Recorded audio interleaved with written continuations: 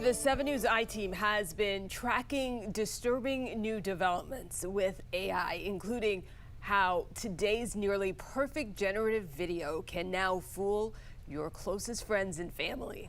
Now tonight, senior investigator Lisa Fletcher with a leading security expert who warns AI is no longer just duping social media users. He says it's already fooling America's courts.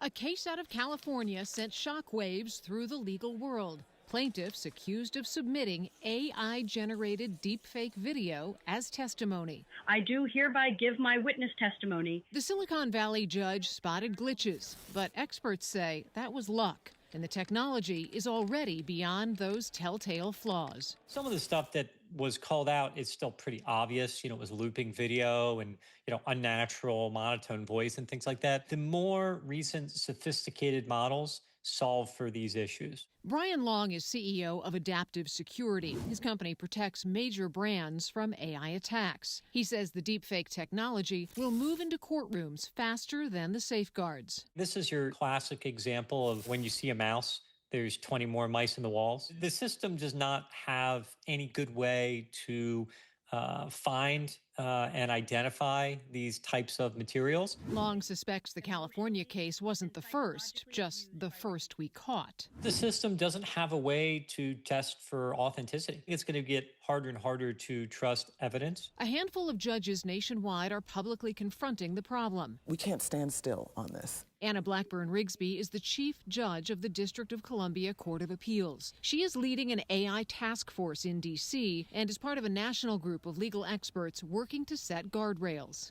If you're in a trial court presenting a case and you're afraid as a litigant or as a party, maybe the other side is using evidence that's been altered by artificial intelligence. Does the judge know? Does the judge understand how this could impact my case? She says courts are now confronting a threat no previous generation of judges has faced: high-quality digital evidence that can be completely fraudulent. It is difficult. There are tools that we have available now, metadata, when you ask for the source materials. How did you make that video?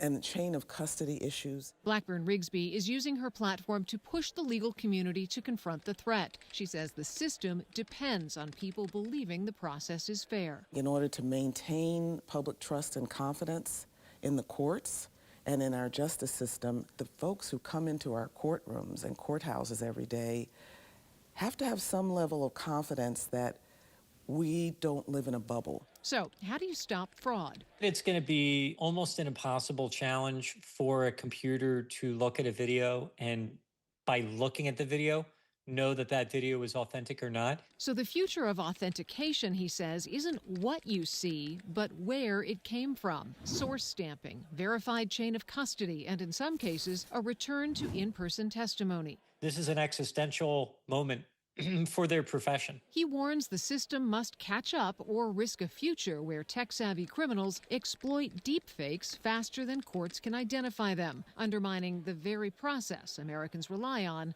to deliver truth. Lisa Fletcher, 7 News.